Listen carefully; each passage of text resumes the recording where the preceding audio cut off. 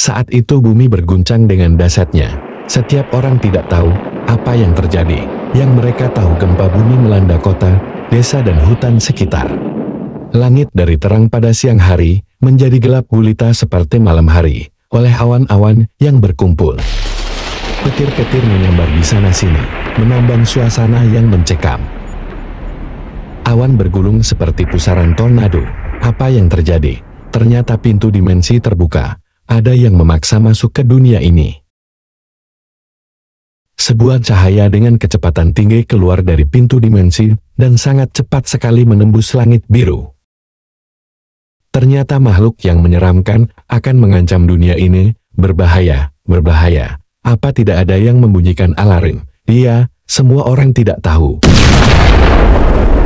Singa putih bersayap, yang hanya ada dalam cerita legenda datang ke dunia ini, mengancam.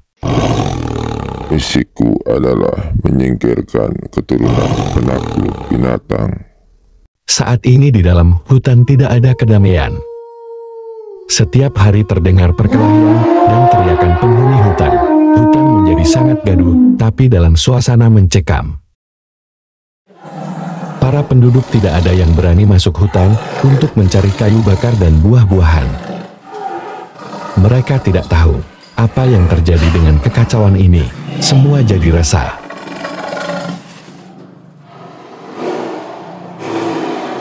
Hutan yang biasanya damai menjadi tempat yang kacau.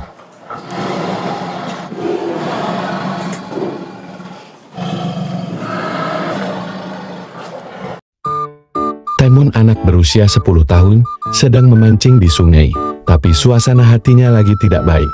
Ikan-ikan pada berlari ketakutan. Dari tadi ia belum dapatkan ikan seekor pun, karena kegaduhan yang bersumber di dalam hutan.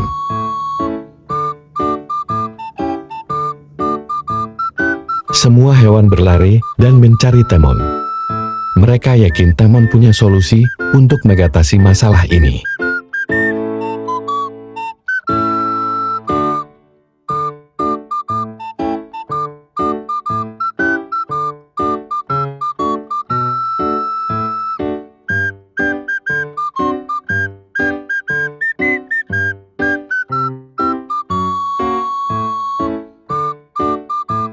Mereka menemukan Temon sedang memancing di sungai sekitar pinggiran hutan. Mereka berkumpul, di antaranya ada Ratu Ular Putih. Ada Raja Serigala, ada Simba Raja Singa, Raja Beruang Gunung, Belang Raja Harimau, Raja Gajah Padang Rumput.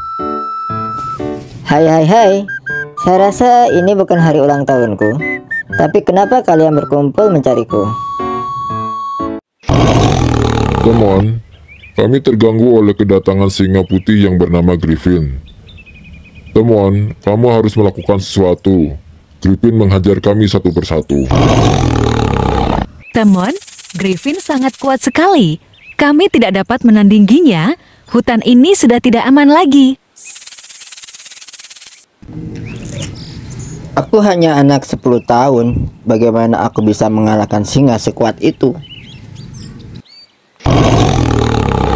Tapi kamu adalah keturunan dewa kuno penakluk binatang, Temon. Jangan menyerah, coba. Sementara itu Griffin mencari Temon untuk menantangnya.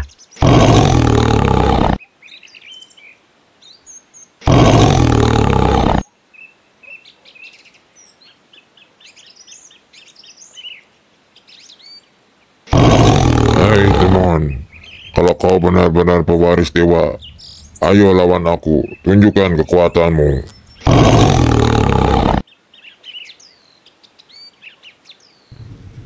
Baiklah, aku lebih suka menyerah.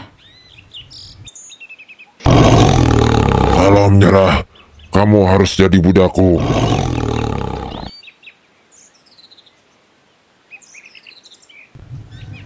Hai. Ternyata ada seseorang yang ingin berkeringat. Si kuning setelah mendengar kalimat terakhir Temon berbela sungkawa kepada Griffin, karena hanya dia yang tahu bosnya seorang yang kejam kepada musuhnya, tapi sangat peduli pada teman-temannya. Kata-kata itu, kata-kata yang malah, singa yang malah.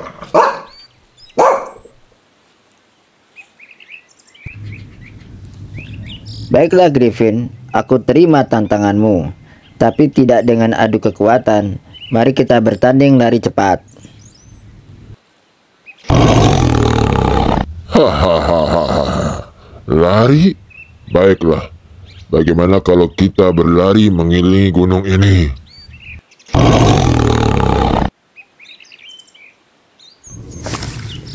Tidak Griffin, lintasan kita adalah 3 negara. Hingga ke pantai pasir putih. Buktinya adalah mengambil pasir putih di pantai itu. Apa? Itu sangat jauh. Baiklah, aku tetap menang. Silakan kamu lari dulu. Mendengar perkataan Griffin, tanpa berdebat Temon berlari terlebih dulu. Dia menggunakan mustika berlari cepat. Hanya beberapa orang yang tahu Temon memperoleh dari pemimpin penyamun yang dia taklukkan dulu, dan Ratu Ular Putih termasuk mengetahuinya. Di tangan Temon mustika berlari cepat mengeluarkan potensi terbesarnya.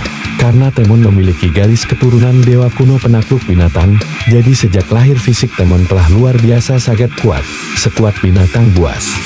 Sekejap mata Temon telah menghilang dari pandangan mata. Griffin sangat kaget sampai dia jatuh tersandung melihat kecepatan Temon. Dia telah meremehkan Temon. Griffin secepat mungkin menyusul Temon. Dia telah ketinggalan jauh. Dia tidak mau dikalahkan anak 10 tahun. Dia khawatir akan jadi bahan tertawaan orang. Dengan sekuat tenaga dia mengeluarkan potensinya, mengejar keterlambatan. Teman-teman Temon berdiskusi, apa akan meninggalkan tempat ini, atau menunggu Temon, karena pertandingan ini bisa berlangsung lama. Melintasi 3 negara bisa selama 3 bulan lamanya, itu pun tergantung kecepatan mereka. Akhirnya mereka akan bubar, karena harus mengurus rakyatnya. Dan sesekali memeriksa ke sini, kecuali si kuning, dia anjing yang setia akan menunggu kedatangan bosnya. Tapi tiba-tiba, sebuah bayangan muncul, memanggil mereka. Hai hai hai, mau kemana kalian?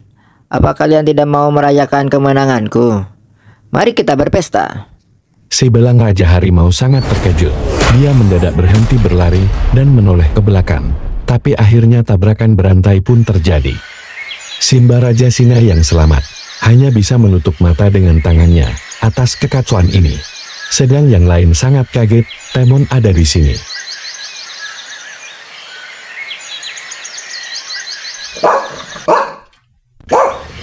Bos, kamu sudah menang. Cepat sekali. Aku berhasil membawa pasir putih. Apakah kamu telah melintasi 3 negara? Oh, tidak. Aku mendapat pasir putih di pasar ikan hias.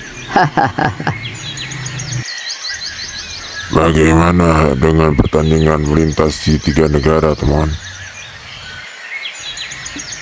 Aku hanya bercanda. Griffin menanggapinya dengan serius. Biarlah, ya biar agak sedikit berkeringat. Berkeringat? Jika kita berlari melintasi 3 negara, tulang-tulang kita pasti patah. Semua teman Temon jadi mengerti. Arti sedikit berkeringat, itu di luar imajinasi mereka. Tetapi mereka mengerti satu hal, itu artinya sangat mengerikan bila terjadi pada mereka. Semua teman Temon mengheningkan cipta sejenak untuk kemalagan Griffin. Malam ini kita berpesta. Ratu Ular Putih, tolong bantu aku tangkap ikan. Malam ini kita pesta makan ikan. Itu mudah, serahkan padaku. Setiap malam mereka berkumpul dan menghabiskan waktu untuk berpesta. Mereka melupakan peristiwa yang mencekam karena Griffin. Waktu terus berjalan, entah berapa lama waktu berlalu. Mereka semua senang dan bahagia. Sudah 3 minggu berlalu. Mereka sudah melupakan keberadaan Griffin. Griffin berlari selama 3 minggu, siang dan malam. Betapapun berusahanya Griffin berlari mengejar Temon, tapi tak pernah melihat bayangannya. Dia menjadi ragu tentang pertandingan ini. Dia merasa telah ditipu oleh anak berusia 10 tahun. Perasaan marah dan letih bercampur aduk. Tutulan dan ototnya berderit kesakitan. Rasa yang belum pernah dirasakan, serasa ingin pingsan seketika. Temon dan teman-temannya udah menunggu kedatangan Griffin. Halo Griffin, selamat atas keberhasilanmu sampai ke finish. Saya kira kamu pingsan di tengah jalan. Apa kamu sudah sampai lebih dulu?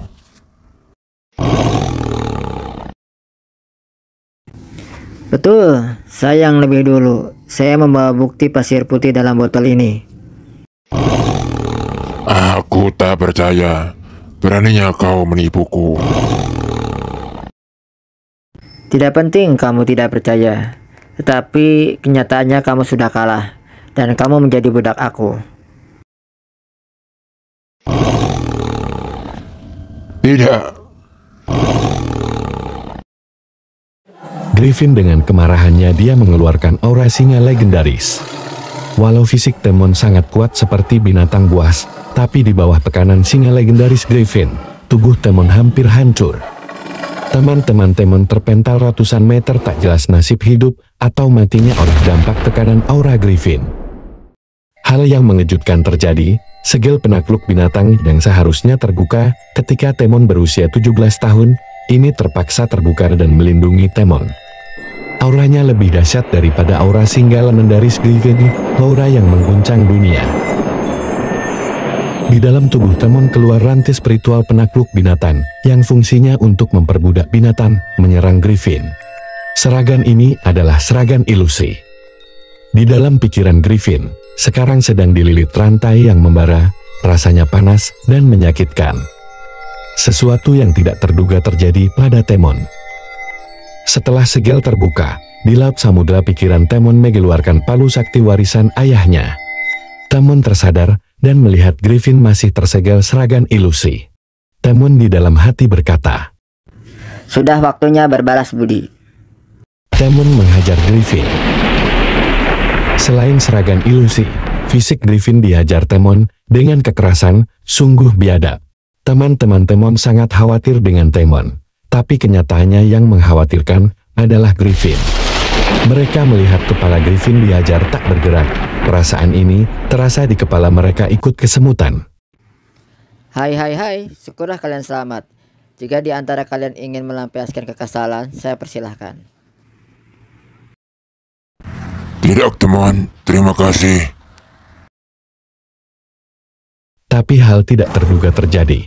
Sibelan dan kawan-kawan menghajar Griffin. Kalau begitu, aku ikut juga meramaikan. Simba pun secepatnya menghajar Griffin. Temon hanya tersenyum melihat aksi teman-temannya. Ini mungkin yang terbaik agar semuanya impas. Sambil memegang palu sakti, Temon tak menduga kejadiannya bisa sejauh ini. Teman-teman Temon udah selesai meluapkan kekesalan mereka dan berkumpul. Temon menghampiri Griffin yang sudah tak berdaya. Setelah membuka segel ilusi, Griffin menjadi budak Temon dan menjadi patuh pada Temon. Temon bertanya pada Griffin, apa sebenarnya tujuan Griffin ke dunia ini? Akhirnya Griffin menceritakan maksud kedatangannya ke dunia ini. Griffin adalah utusan Fitri Laura untuk menemui seseorang dalam ramalan, yaitu seseorang yang mempunyai garis keturunan penakluk binatang. Griffin langsung memberikan mustika cahaya dari Putri Laura kepada Temon. Temon mempunyai kekuatan elemen cahaya sekarang yang gunanya untuk menyembuhkan luka diri sendiri, juga bisa untuk orang lain. Temon berniat menyembuhkan Griffin, bagaimanapun Griffin udah jadi bagian keluarganya bukan budaknya. Temon mengeluarkan cahaya suci. Griffin sembuh seketika dan kekuatannya meningkat 3 kali lipat. Ia merasa tidak buruk jadi bawahan teman, karena ia menjadi lebih kuat. Griffin pulang untuk melapor kepada Putri Laura, bahwa ia berhasil menemukan seseorang dalam ramalan yang Putri Laura cari selama ini. Temon pun sangat senang, dan pulang dari hutan menuju desanya. Ketika Temon berjalan pulang, rombongan kereta kerajaan melaju dengan cepat dan sengaja mau menabrak Temon. Tetapi kuda kereta ketakutan, berhenti mendadak, dan kereta terguling. Halo teman-teman, jangan lupa subscribe ya, like dan komen, dan ikuti terus petualangan Temon.